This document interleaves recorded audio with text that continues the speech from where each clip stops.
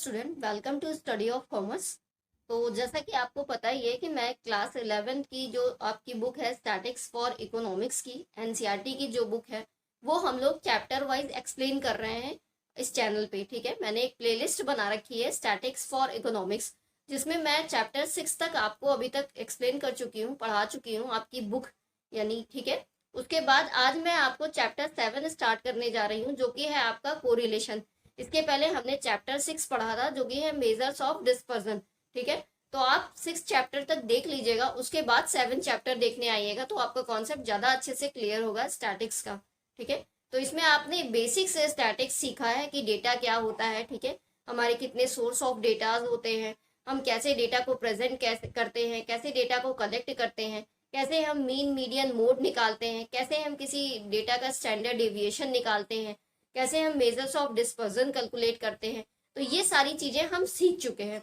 अब जो पढ़ने वाले हैं चैप्टर 7 में हम कोरिलेशन पढ़ने वाले हैं। ठीक है, तो सबसे पहले तो मैं ये कहना चाहूंगी कि अगर आप कॉमर्स के स्टूडेंट हो या फिर कॉमर्स के किसी भी एग्जाम की प्रिपरेशन कर रहे हो तो इस चैनल को सब्सक्राइब कर दीजिएगा और ज्यादा से ज्यादा शेयर करने की कोशिश करिएगा, क्योंकि यहाँ पे आपको फ्री ऑफ कॉस्ट सारी चीजें देने की कोशिश मैं करती हूँ।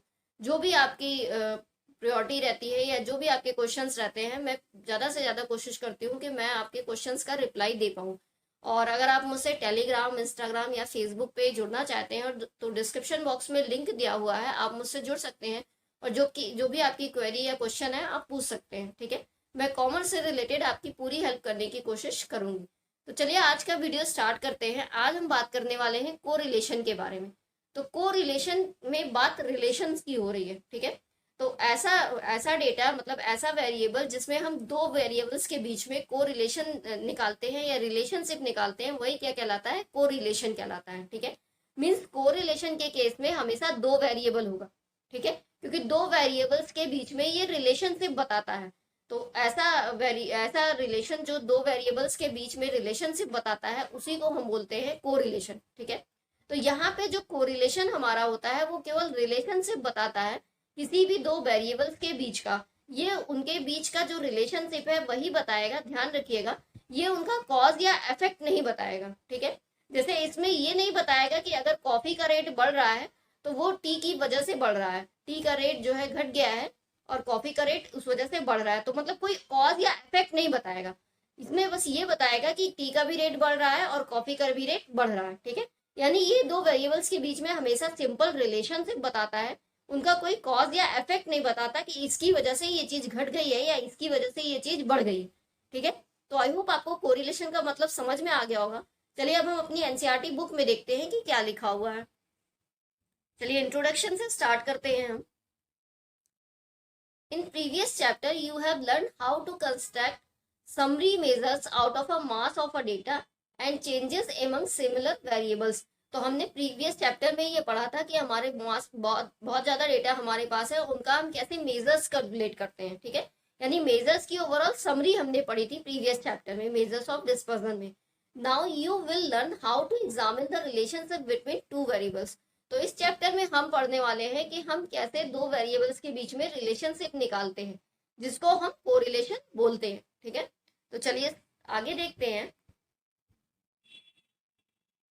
तो जैसा कि इसमें दिया हुआ है, as the summer heat rises, तो समर में जैसे ही गर्मी बढ़ती है, हिल स्टेशन आर क्राउडेड, तो हिल स्टेशन पे ज्यादा भीड़ हो जाती है क्योंकि लोग गर्मियों में घूमने जाते हैं हिल स्टेशन पे। ठीक है, with more and more visitors, क्योंकि वहां पे बहुत ज्यादा विजिटर्स आने लगते हैं। ठीक है, ice cream sales become more brisk, और आइसक्रीम की सेल भी अचानक से इंक्रीज हो जाती है, क्योंकि भाई सीधी सी बात है, हम गर्मियों में ज्यादा आइसक्रीम खाना पसंद करते हैं, ठंडियों में तो बहुत कम ही लोग हैं जो आइसक्रीम खाते हैं। ठीक है, thus the temperature is related to a number of visitors and sale of ice creams, तो जो हमारा टेम्परेचर है वो रिलेटेड होता है नंबर ऑफ विजिटर्स से और सेल ऑफ आइसक्रीम से। Similarly as the supply of tomatoes increases in your local mandi, its price drops. तो जैसा कि हमें पता है कि जब टमाटर के प्राइसेस कम हो जाते हैं लोकल मंडी में तो उसकी सप्लाई इंक्रीज हो जाती है, मतलब जब सप्लाई इंक्रीज हो जाती है तो उसके प्राइस ड्रॉप करते हैं यानी कम हो जाते हैं। ठीक है, सीधी सी बात है, जो चीज ज्यादा रहेगी उसका फिर दाम कम हो जाएगा। ठीक है, when the when the when the local harvest start reaching the market, the price of tomatoes drops from ₹40 per kg to 4 per kg और इवन लेस। तो प्राइस जो पहले 40 रुपए किलो टमाटर मिल रहा था, टमाटर की सप्लाई ज्यादा होने से वो 4 रुपए किलो मिलने लगता है, ठीक है, या फिर उससे कम में भी मिलने लगता है। आगे देखते हैं, this supply is related to price. तो हम बोल सकते हैं कि जो हमारी सप्लाई है और प्राइस है वो एक दूसरे से रिलेटेड है। Correlation analysis is a means for examining such relationship systematically. तो कोरिलेशन क्या करता है, वो एनालाइज करता है दो वेरिएबल्स को और उनके बीच का एक सिस्टमैटिक रिलेशनशिप फाइंड आउट करता है, ठीक है, या एग्जामिन करता है। It deal with question such as, तो ये कौन से क्वेश्चन से डील करता है, is there any relationship between two variables, क्या दो वेरिएबल्स के बीच में कोई रिलेशनशिप है। आगे देखते हैं, if the value of one variable changes does the value of the other also changes. और ये एग्जामिन करता है कि अगर एक वेरिएबल की वैल्यू चेंज होने से क्या दूसरे वेरिएबल की भी वैल्यू चेंज हो रही है। आगे देखते हैं, do both variables move in the same direction. और ये भी फाइंड आउट करता है कि जो दो वेरिएबल्स हैं क्या वो सेम डायरेक्शन में जा रहे हैं, दोनों एक साथ इंक्रीज हो रहे हैं या दोनों एक साथ डिक्रीज हो रहे हैं, ठीक है। आगे देखते हैं, how strong is the relationship, और ये रिलेशनशिप कितना स्ट्रॉन्ग है दोनों वेरिएबल्स के बीच में, ठीक है। तो चलिए रिलेशनशिप की बात होगी कोरिलेशन में। तो अब हम बात करते हैं टाइप्स ऑफ रिलेशनशिप कि हमारे रिलेशनशिप कितने तरह के होंगे, ठीक है। Let us look at various types of relationship. The relation between movements in quantity demanded and the price of a commodity is an integral part of the theory of demand. तो अगर हम theory of demand की बात करें तो वहां पे quantity demanded और प्राइस कमोडिटी की दोनों में एक इंटीग्रल रिलेशनशिप होता है, ठीक है, मूवमेंट होता है दोनों का एक साथ, which you will study in class 12, जो कि हम क्लास 12 में पढ़ेंगे। आगे देखते हैं, low agriculture productivity is related to low rainfall, ठीक है। तो एग्रीकल्चर प्रोडक्टिविटी लो होती है क्योंकि जब रेनफॉल कम होता है, ठीक है। सच एग्जांपल्स ऑफ रिलेशनशिप में भी given a cause and effect interpretation. तो ये जो एग्जांपल है ये कॉज और इफेक्ट को इंटरप्रेट करता है। अदर्स में भी जस्ट कोइंसिडेंस, और बाकी जो है कोइंसिडेंस होते हैं। The relation between the arrival of migratory birds in a century and the birth rates in the locality cannot be given any cause and effect interpretation। और जो हमने ये टोमेटो वगैरह की बात की है, जो पहले की एग्जांपल्स की बात की थी, उसमें कोई कॉज एंड इफेक्ट का रिलेशनशिप नहीं था, वो एक कोइंसिडेंस था कि जो है सप्लाई बढ़ने से प्राइस जो है उसका घट जाता है, ठीक है, वो हमेशा तो होता नहीं। The relationships are simply coincidence. तो जो रिलेशनशिप्स होते हैं वो कोइंसिडेंस से होते हैं, ठीक है, अचानक से होते हैं या एक कोइंसिडेंस से होते हैं, ठीक है, उसमें कोई कॉज या इफेक्ट नहीं होते। The relationship between size of the shoes and money in your pocket is another such example. तो जो एक रिलेशनशिप है हमारी शूज के साइज में और हमारे पॉकेट में कितनी मनी है, वो भी एक एग्जाम्पल है, ठीक है। Even if relationship exist they are difficult to explain it. तो अगर कोई रिलेशनशिप एग्जिस्ट भी करता है तो उसको एक्सप्लेन करना हमारे लिए डिफिकल्ट हो जाता है, ठीक है। In other instance, a third variable's impact on two variables may give rise to a relation between the two variables, ठीक है। तो सपोज दैट हमारे पास तीन वेरिएबल है, तो जो थर्ड वेरिएबल है उनका दो वेरिएबल्स के बीच में एक रिलेशन है, ठीक है।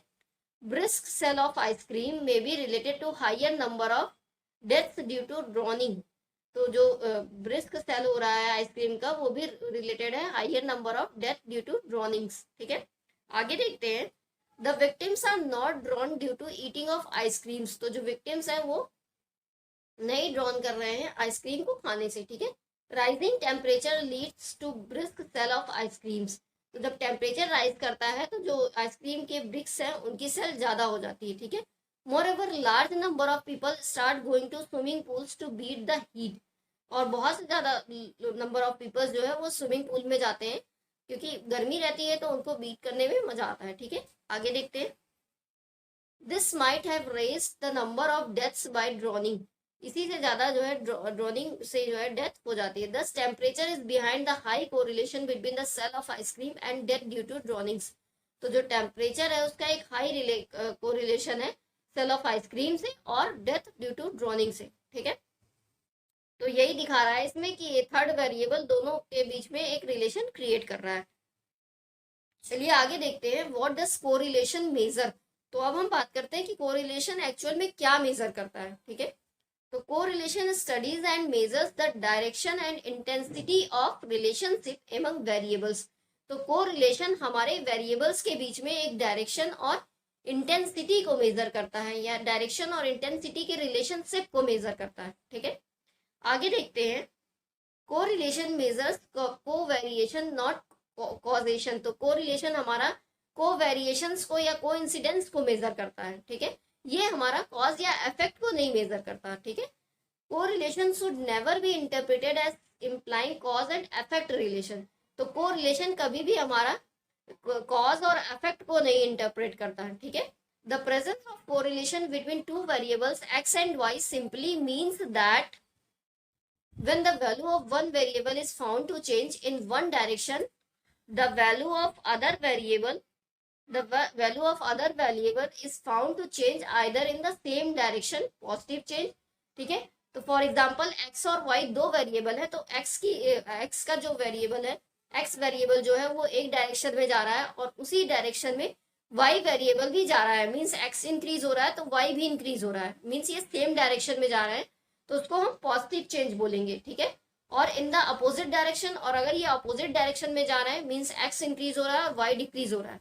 ठीक है, तो उस केस में निगेटिव चेंज होगा। ठीक है, बट इन अ डेफिनेट वे। आइए आगे देखते हैं। For simplicity we assume here that the correlation if it exist is linear. The relative movement of two variables can be represented by drawing a straight line on a graph paper. ठीक है, तो हम एक straight line draw कर देंगे graph paper पे जब दो वेरिएबल्स में रिलेटिव मूवमेंट हो रहे हो, लाइनर। ठीक है, चलिए आगे देखते हैं। नेक्स्ट है हमारा टाइप्स ऑफ कोरिलेशन। तो चलिए टाइप्स ऑफ कोरिलेशन हम नेक्स्ट वीडियो में देखेंगे। और अगर आपको कोई भी डाउट हो जो भी आज आपको पढ़ाया गया है तो आप कमेंट सेक्शन में पूछ सकते हैं और अपना डाउट क्लियर कर सकते हैं। ठीक है, वीडियो अगर पसंद आया होगा तो लाइक कर दीजिएगा, चैनल को सब्सक्राइब कर दीजिएगा आगे की और वीडियोस देखने के लिए। Thanks for watching.